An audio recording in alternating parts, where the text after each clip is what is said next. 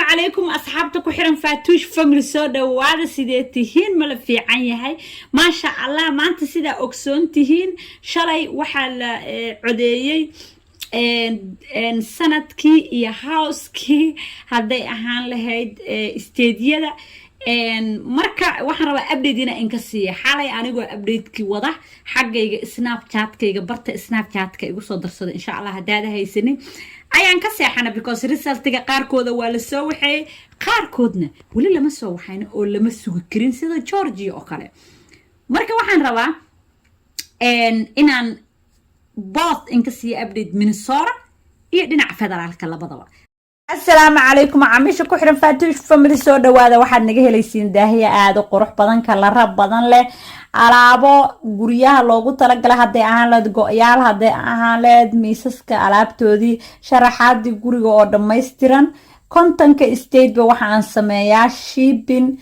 ان sidoo kale twin series ka hada deganta waxaan sameynaa free delivery hadii aad xiiseynaysid daahiyadaas quruxda badan leh taleefanka shaashada ku qoran nagala soo xiriir ama snapchat-kayga hadii aan ku hormarno dhinaca Minnesota xalay waxa guuleystay governorka horta wuu qaatay Tim Walz wuu ku guuleystay mar labaad inkastoo nin kale oo dhakhtar uu soo baxay asagana uu helay buundooyin fiican laakiin waa laga guuleystay oo xaggaas buu ku haystaa blue state wali uu ku yahay xagga governorka markii la dhaho sidoo kale waxa loo tartamayay oo aad Minnesota xalay aad ii soo weydiinayaan xagga snapchat-ka Fatuushay ninkii Kate Ellison ee muslimka miya laga guuleystay hadda ayaan live ku jira waxaana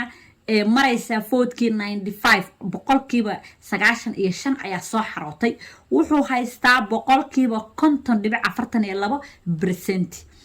kii kalena wuxuu haystaa wiilka kale asagana la tartamaya waxa uu haystaa 49.58% wax yar ayaa u dhaxeeya wayna dhamaan rabtaa boqolkiiba 95 markaasoo only 5 bisa hartay marka wali si fiican looma dhawaaqin in uu asaga guuleysan doono iyo in laga guuleysan doono waa in la dhameeyaa tirada waa in la dhameeyaa sidoo kale xalay waxa mar saddexaad soo baxday Ilhaan Umar oo ayadana districtigeeda u tartamaysay mar saddexaad waa ay guuleysatay marka reer Minnesota waxa waay xalay waxay ku jireen dabaaldeg inkastoo dabaaldegde federaalka xaqiisana inuu aada ay tahay hadii aan inka siiyo xagga federaalka waxa la isku haystaa house-ka waa aqalka hoose iyo sanadka aqalka sare cidii la wareegi lahayd ma dimuqraadi mise republican soo ayadana haddaan live-keeda galo waxa ay ku guuleysteen dimuqraadigu waxa la yiri seatkii ama kursigii ugu qaalisana lacagta lagu bixiyaa laga hadlayaa campaign Barrel State ka dhaa waa state-yadii aadka loogu dagaalamay waa Pennsylvania waa laga guuleystay ninkii Dr. Osel dhaha waxa ka guuleystay ninkii kale oo kartamayay xagga dimuqraadiga oo seatkaas gain bay ku sameeyeen Republican-kana way lose gareeyeen maxaa ku soo haray waxa jira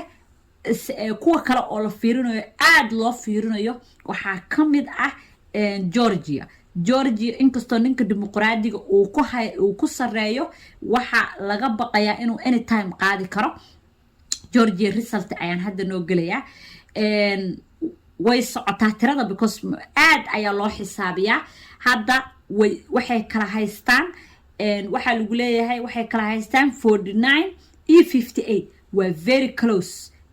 close way 58 waa laba nin oo madow ogoya laba nin oo madow waa so mid kasta oo win gareeya waxa uu noqon doonaa in uu xisbiga kale guul u soo hooyo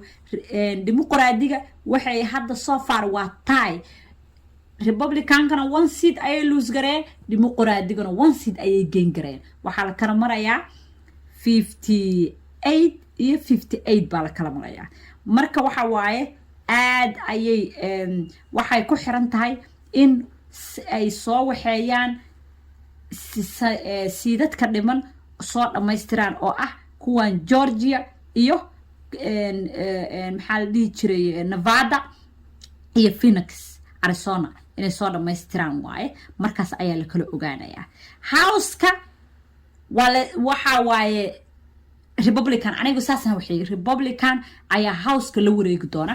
because dimuqraadiga waxay luminayaan siidad badan oo house-ka ah ayay guuldarro uga soo hooyatay soo anigu waxaan qiyaasaa weli lama dhamayn laakiin waxa ay noqon doontaa in ay la wareegaan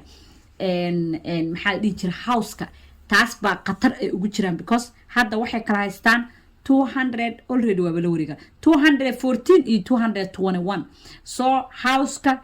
Republican ayaa la wareegi wada laakiin waxaan sugaynaa natiijada in la dhameystiro sidoo kale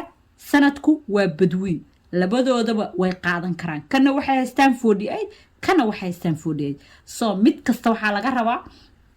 Republicanka waxa laga rabaa inay controlka sameeyaan saddex baa laga rabaa so waa inay helaan 51 because ayagu tie breaker ma helayaan sidii dimuqraadiga kale hadda 50 waa ku filan tahay because waxay haystaan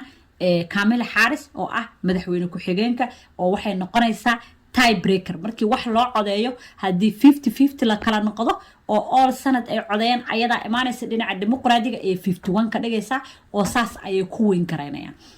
marka saddexdan miyay heli doonaan mise inta laga hormaro ayaa 50 laga heli doonaa 50 hatta tie haday noqdaan dimuqraadiga okay why because ayaga waxay haystaan 51 haday noqdaana waxay la wareegayaan